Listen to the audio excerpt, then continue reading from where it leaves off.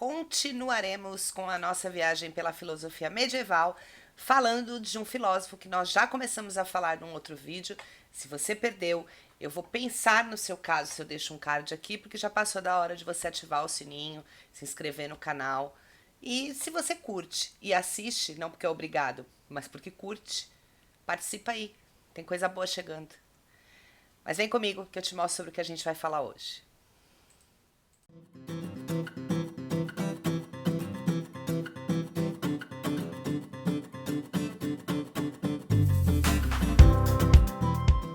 Muito bem, mais uma vez dele, Santo Agostinho, agora com a parte 2. E eu sou muito boazinha, muito temente a Deus. Então eu vou deixar para vocês um card aqui, em algum lugar, aqui em cima, ele vai aparecer, da primeira aula de Santo Agostinho, tá bom? Onde nós falamos sobre as passagens dele por diversas correntes místicas e filosóficas, e hoje a gente vai falar dele já concentrado na filosofia medieval, quando ele começa a se colocar a respeito da existência de Deus. Bora! Para começar, ele vai dizer que se a existência de Deus fosse uma exclusividade da fé e não da razão, caberia a cada um acreditar ou não ao bel prazer, tá? E as pessoas não poderiam conhecer a verdade, porque as verdades passam pela razão. Elas são iluminadas pela fé, mas elas passam pela razão, tá? E aí ele vai provar como isso, gente? Para provar a existência de Deus, ele vai distinguir os seres numa hierarquia. Existem os seres inferiores, que são inanimados, por exemplo, uma pedra, tá?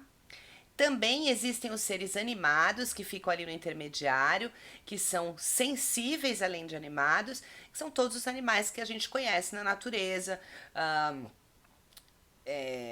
até algumas plantas. As plantas também podem ser consideradas animadas e sensíveis à luz, a muita água. E o homem, que é um animal animado, no sentido de ter ânimo, né? Piorou. Não animado de uhul, mas animado porque ele tem vontade própria, ele sofre com as intempéries, sensível, tem sensibilidade com o que está no exterior e racional. Então ele entra no intermediário, mas ele ganha um plus pela sua racionalidade, pela razão, tá?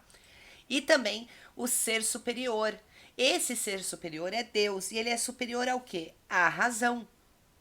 Então ele é animado, sensível e superior. Superior à razão. É mais do que razão. É mais do que animado e sensível também, né? Porque ele dá origem ao resto. E por ele ser mais do que a razão, estar superior à razão, a nossa razão, nós seres mortais e finitos, não consegue alcançá-lo. Não consegue definir a existência dele com primor, com toda a capacidade, porque nós somos incapazes de alcançar isso. Então, quem viu a aula de Santo Agostinho lá atrás, viu que eu falei em dado momento que ele dizia, não, a filosofia não é ruim. Platão, Sócrates, eles tentaram, eles foram ao máximo que eles puderam e só não conseguiram porque eles não são incapazes disso, porque Deus está muito superior da razão que eles podem alcançar. Um outro problema que nós falamos na aula passada era o problema do mal. Era isso que assombrava Santo Agostinho, por isso ele pesquisou em tantas filosofias, em tantas teorias, né? Se Deus é bom, por que existe o mal, né? Eu até falei para vocês de uma das teorias em que ele vê que não existe o mal, existe a ausência do bem. E é essa que ele vai trazer para cá, tá bom? Primeiro ele vai colocar que existem 3 tipos de mal. O mal metafísico, tá? O mal moral e o mal físico. Vamos falar um pouquinho desses 3. O mal metafísico, gente, ele vai trazer lá do neoplatonismo, tá? É uma definição que vem desse neoplatonismo, baseado em Platão, que vai dizer que não tem como existir mal, não tem como existir escuridão, não tem como existir tristeza. Todos esses fatores são a ausência de alguma coisa. O mal é a ausência do bem, a escuridão é a ausência da luz, a tristeza é a ausência da alegria. Tá bom? Não tem como você tirar de um pedaço de bolo de chocolate um pedaço de torta de palmito. Ah, eu quero um pedacinho dessa torta de palmito, de torta de palmito aqui, ó, mas isso é um bolo de chocolate. Mas tira um pedaço de torta de palmito. Não dá. Então, se Deus é todo bem, não tem como você pensar em tirar o mal dele. Por isso que o mal é metafísico. Você não alcança, ele não é uma coisa, ele é um não ser. Ele não é um ser, ele é um não ser. Então ele está além do plano físico, além daquilo que eu posso perceber. E eu só o sinto porque eu tenho falta de outra coisa. Então o primeiro mal está explicado. Vamos para o segundo. O mal moral, ele tem muito a ver com livre-arbítrio, que é o que a gente vai falar daqui a pouquinho. Mas o mal moral, ele é aquele... Ele está quando nós, ao invés de escolhermos os caminhos do Criador, escolhemos as coisas criadas. Também muito próximo de Platão, né? Porque Platão dizia, se você beber muito da água do rio material, do rio desse mundo aqui, você esquece o mundo ideal. Então ele vai dizer isso. O problema da moral, do mal moral, é que a gente se entrega tanto ao material e esquece Deus. E aí a gente acaba se sentindo pecaminoso, e pela igreja sendo pecador mesmo, se sentindo mal, perdão, se sentindo, ó, é o mal, tá? Se sentindo mal, se sentindo errado, triste, porque nós não seguimos o caminho do bem, que é o caminho de Deus, tá? E o mal físico, que é o terceiro mal, ele é originado justamente por causa do mal moral, né? Então, vamos dar um exemplo prático aqui. Uma pessoa que come de tudo com muita gula, vamos usar os 7 pecados, né, da Idade Média. Ela come de tudo com muita gula, ela tem muitos relacionamentos, aí ela passa mal depois, né? Então, primeiro ela errou, ela pecou, errou, cometeu um mal moral para depois ter um mal físico. Ou ela tem muitos relacionamentos, é uma pessoa muito promíscua, e aí ela sofre porque ela não consegue lidar com o emocional. Também ela começa com um mal moral e para ter um mal físico. Então, ele vai dizer que o mal físico é só um resultado, né? Se afastar do bem causa o mal, a ausência do bem causa o mal metafísico. E aí, quando a gente está no mal, a gente vai se afundando cada vez mais, porque nós não estamos próximos do bem, não estamos seguindo o caminho do Criador, mal moral. E aí, essas angústias vão trazendo problemas físicos, que é o mal físico. E aí, como eu disse, a gente tem o livre-arbítrio, tá? Deus tem o total arbítrio. Ele que manda em tudo, ele que decide tudo. Então, quando ele dá ao homem o livre-arbítrio, eu vou falar sempre errado, porque eu sempre gaguejo nessa palavra.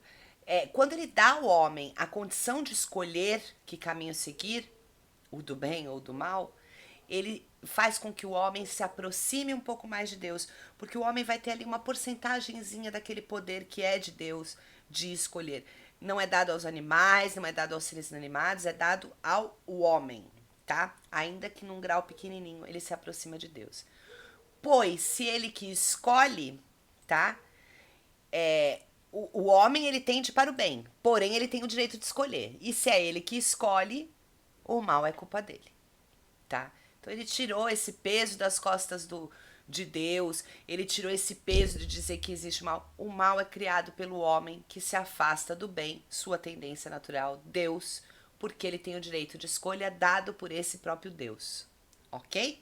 Vamos continuar.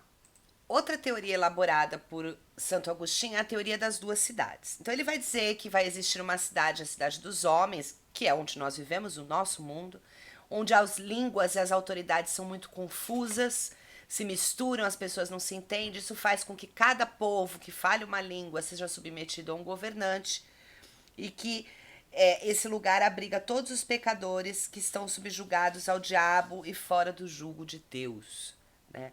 O diabo também aqui como mal, a ausência do bem, tá? Em contrapartida, existe a cidade de Deus, que é harmônica, todos falam a mesma língua, só tem uma autoridade que é Deus.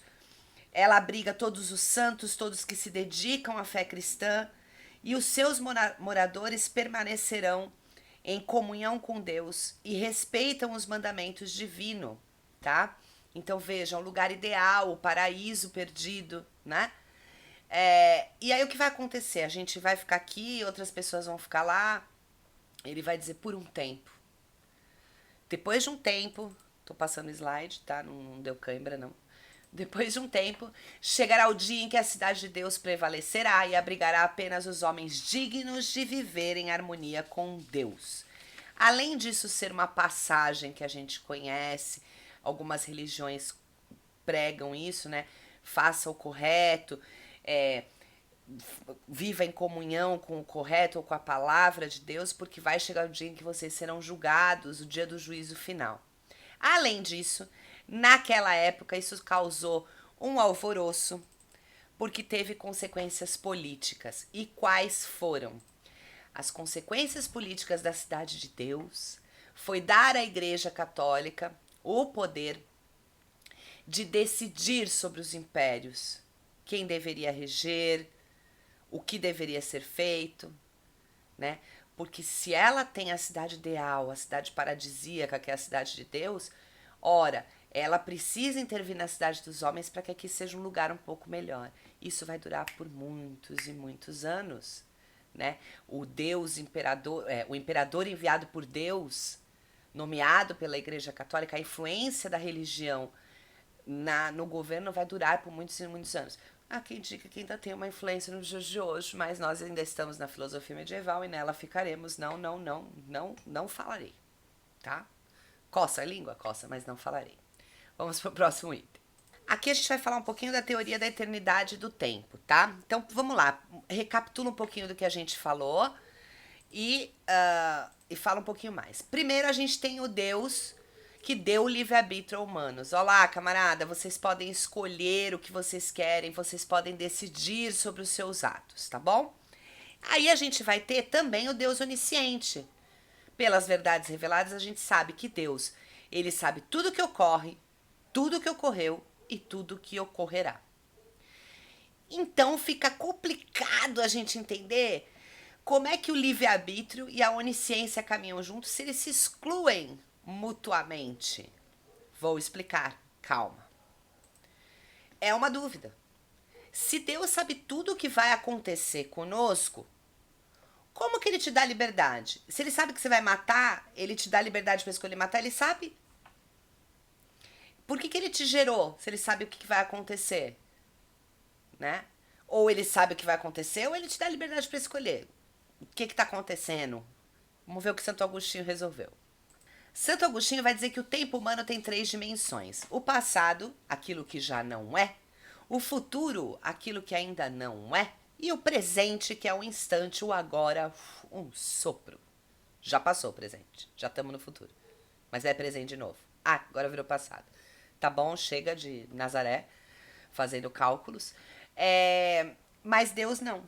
Diferente do homem, Deus vive na eternidade. E ele não depende do tempo para adquirir a sua sabedoria. Ele pode ver o todo, atos e consequências. O que eu quero dizer com isso? O que eu quero dizer é que ele até sabe o que você vai fazer, ele sabe tudo, ele não vê no tempo, ele não te segura para não fazer aquilo depois. Ele tem a eternidade. Então, fiz o Joãozinho vai fazer isso aqui na vida dele. O momento em que aquilo vai acontecer, Joãozinho vai decidir. Mas está traçado.